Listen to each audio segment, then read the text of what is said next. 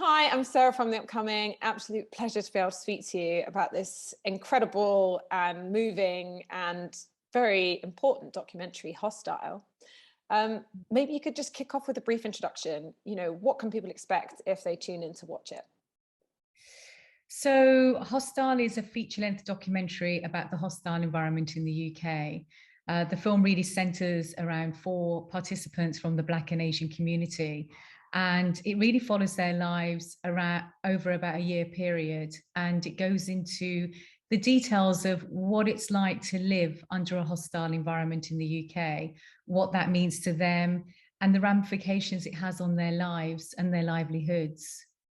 And it's your first feature-length documentary. So maybe you can just talk us through kind of the genesis of this project. Where did it all begin and how did you come to want to make a documentary about this very specific topic? Yeah.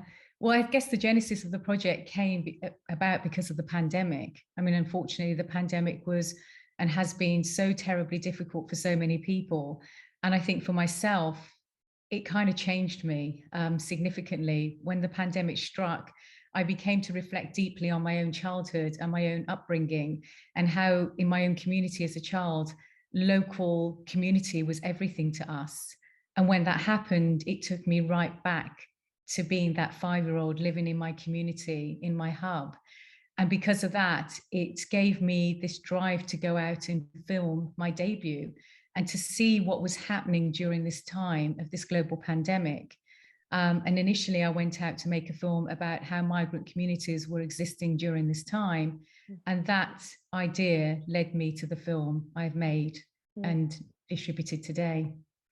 And how long did all that process take? And it kind of, yeah, centers around the four pillars of the different participants, subjects that you found. So, I mean, where did you even begin trying to find people, that would be willing to kind of go on camera and speak to you, and then kind of piece it together into the narratives that you've created?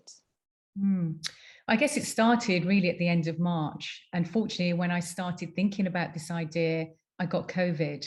And then when I came out of COVID, I broke my ankle. So during my prep, I was really out, I couldn't do much. So I started gathering user generated footage at that time. I started to get to know people remotely online, which kind of worked because there was a pandemic. So I guess it started then. We started filming in May, in earnest, and that went on for over a year of filming. And I knew there was an immediacy about this story. I had to get this story out there. So as we were filming, we were researching, we were sort of figuring out the storyline. And I guess Daksha and Paresh were my opening to my story. Two participants who were working in Brent. They had a food bank called the Community Response Kitchen. And it was through them that I learned about the hostile environment and no recourse to public funds. And they led me on to the students to Farouk, and Farouk to Anthony. So each participant really led me on to the next with the story as it was unfolding. So the whole production, from prep to production to post, lasted around 18 months. So it was a pretty intense time during the global pandemic to be doing my debut and to be making the film and getting it out there. Mm. And what's really interesting about the film, though, as well, is that, of course, it's, centering on the present moment. In fact, even some of the things it's referencing are happening in real time. But then it also reaches back and finds all these points back in our history, even going back, to the British Empire, colonialism, through to the Windrush, through the partition of India, that actually do have a relevance to exactly what's happening today. So was that something you were kind of discovering as you were filming how you needed to bring in all these elements, and how do you decide kind of how broad your scope should be in order to kind of really make it all make sense, for people who perhaps it seems a bit impenetrable what the situation is with immigration at the moment in this country? Yeah, and as I said, as I was filming and learning about the hostile environment, I started questioning, why is this happening? Why now? How is this happening? And the more I questioned, the more I wanted to learn about history. And that's where I went back to Empire and what happened during that time, post-Empire, when people were coming here from India, from Jamaica to make a better lives for themselves, only to find out decades later that they didn't have the right paperwork to stay in this country. So I needed to thread in those different narratives to kind of broadly understand why we're in the position we are in today. And I guess that also came to the forefront with the Brexit campaign. 2015 and 2016, all of the campaigning was around the migrant story and the migrant issue. Go home, take back control.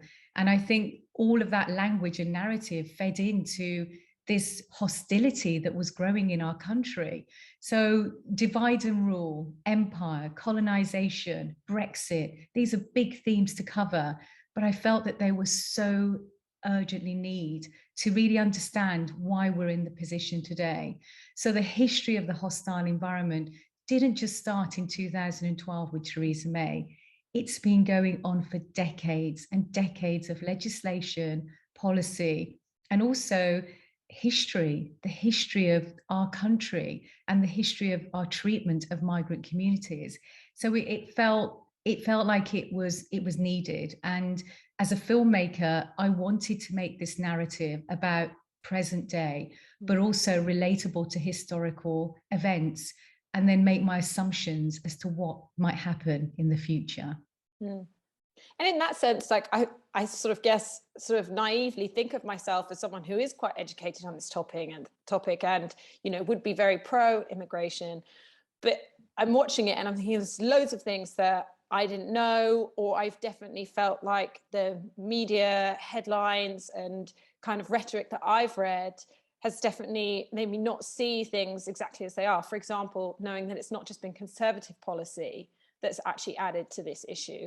This was also New Labour. In that period of time, I was very ignorant of that. Or for example, during the Brexit campaigns, how much it was sort of, you were made to feel that immigrants were able to access the health service, access benefits, when of course, that's just clearly not the case.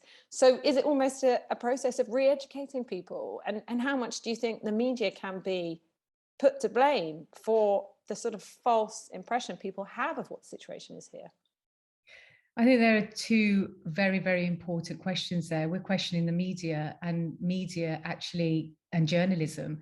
I felt that during this process, I almost became a journalist. I was investigating all of these different threads and coming to my own conclusions and putting them into a film. And so I feel that media have been scared in the past to put these threads together, to connect the dots in order to inform us as the public as to what's really happening.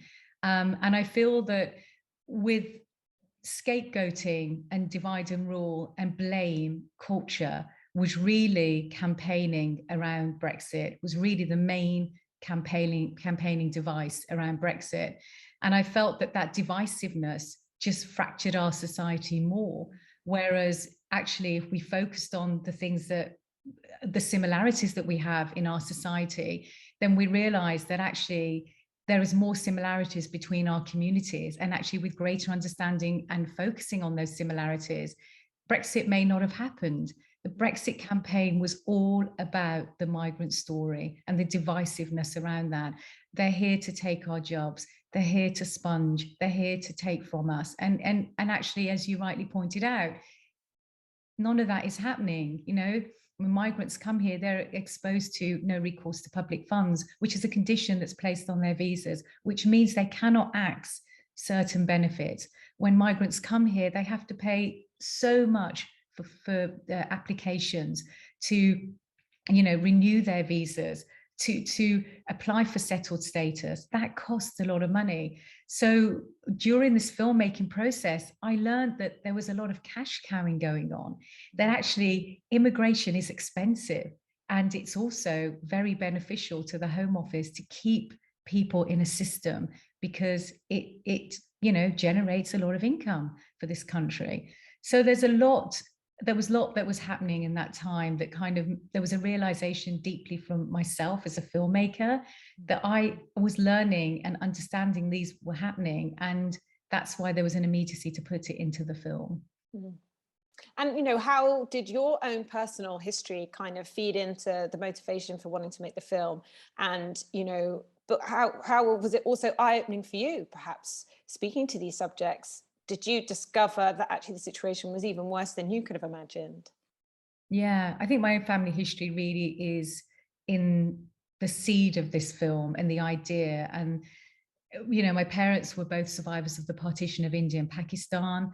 My mom was a refugee. She walked for 16 days, around 180 kilometers. And her journey of where she lived in old India and walked to new India and then resided in a mud hut, and they lost everything. And it was in that village, not far from that village, she met my father. He came to England first because he didn't have enough money to bring my mom. And when he came here, he actually slept on the streets for a couple of nights before somebody took him in and gave him an opportunity. So my parents struggled. My mom came several years later to join my father, and when she joined him, they had 10 children. So they built a life for themselves. They were factory workers. They ran a convenience store. And so they were really in the hub of the community. And I saw that as a child, and that was around me. When my father died when I was 5, my mom was left as a single parent to rear 10 children. English wasn't her first language. She struggled immensely to provide for us. So those early memories were really the seed of the idea for Hostile. And the motivation for continuing to get this story out there is because of my own lived experiences. And as I was filming, Daksha and Paresh could be my father and mother, Farouk, my brother, Anthony, my cousin, everybody in the film, the students, my nephews, it felt like I was filming my community, my family, and the people I grew up with. So it's a deeply personal project for me as a filmmaker, and especially for my debut. It's just deeply personal. And something you just made me think of there when you were talking about community, though, I guess something that also strikes you when you watch, particularly all the kind of like the personal stories, is kind of in contrast to the brutality of the policy and the hostile environment, is then in stark contrast kind of the generosity of communities and people's willingness to kind of completely put themselves on the line, whether that's being, on the front line in the health service or working in these kind of food kitchens, getting out on the street and protesting. So would you say that there's some optimism and hope in the film of that, although there's this, hostile environment going on, there is also these, the kind of the generosity of human spirit, and there are people out there that do want to make a difference, which can give us some hope for the future? Absolutely. There's been an outpour with this film. The response has been incredible. And it's been an outpour from people from different backgrounds, different socioeconomic groups, different nationalities, because the thread of all of that outpour is that we want to come together as a society to build a fairer society for us all. And I think now what's happening with the Nationality and Borders Bill and the police bill is that we're seeing now how that hostility is not only targeting migrants, it's targeting all of us. Mm-hmm. So, I feel like there is a moment in history now where different organizations are coming together, whether it's Black Lives Matter, whether it's Extinction Rebellion, whether it's Kill the Bill. Lots of organizations are coming together as a united set of organizations to try and change policy. Grassroots organizations are coming together. Individuals are talking.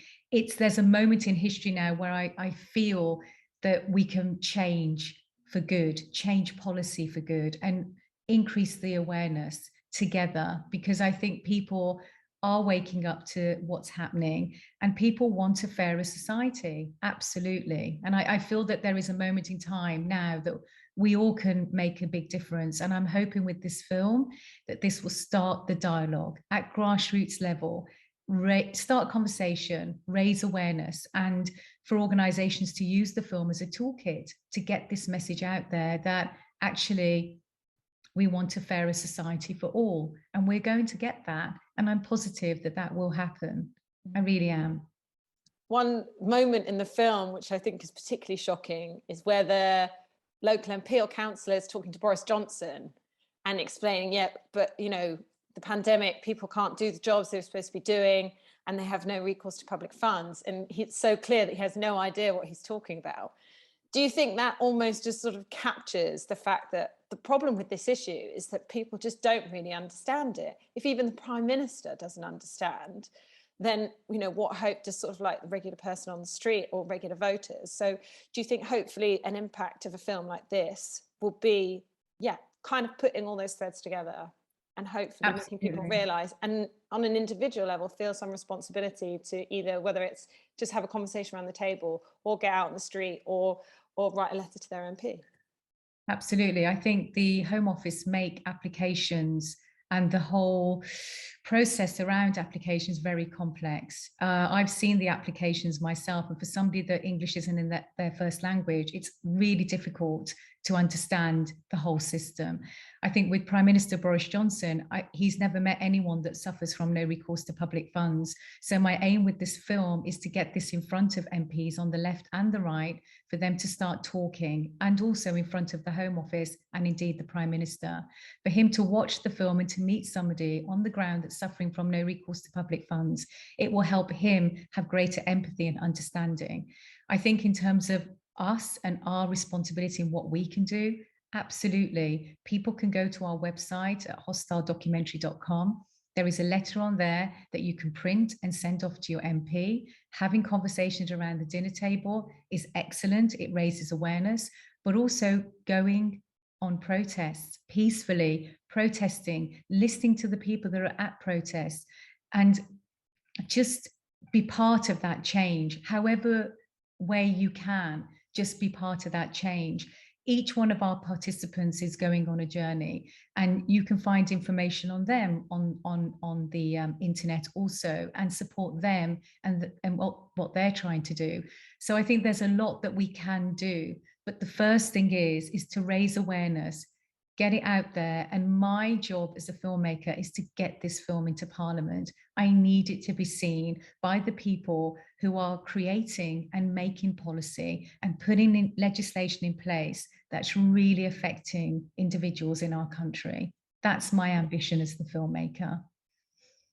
And do you already have your eye on another project after this one? Have you got the sort of the taste and the bug for documentary making now? And what do you think that next project will be?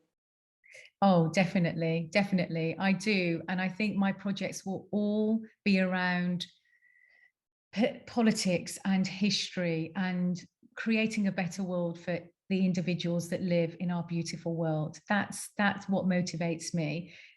So my next project is about systems. The hostile environment is part of a bigger system that is bigger than anything. And it's how are those systems put in place in the first place? And what does that system mean? So I've already started developing my idea. The working title is Systems, and I've already formalized my thoughts that might go into that film. And my second film is really about my own personal history that I've been documented, and it seeds and starts in India. And so I'm excited about that. And yeah, I would love to continue making films. You know, this is my starting point. It's my debut. I'm really so honored and so privileged to have made this film, and so grateful. I have so much gratitude for everything that's happened with this film. And I really hope that this is the start of my journey ahead as a filmmaker. Indeed. Well, thank you so much for speaking to us. It's really been fascinating and providing all that insight. And I really hope people do get an opportunity to see this film, because I think it's really important. And it's hard to come away from it not feeling motivated to get out and do something. So I think that's really, served its purpose in that sense. Thank you so much. I really appreciate this interview and for you taking the time to speak to me today. All right. Thanks, Sonita. Thanks so much. Lovely to speak to you. That was really great. Thank you.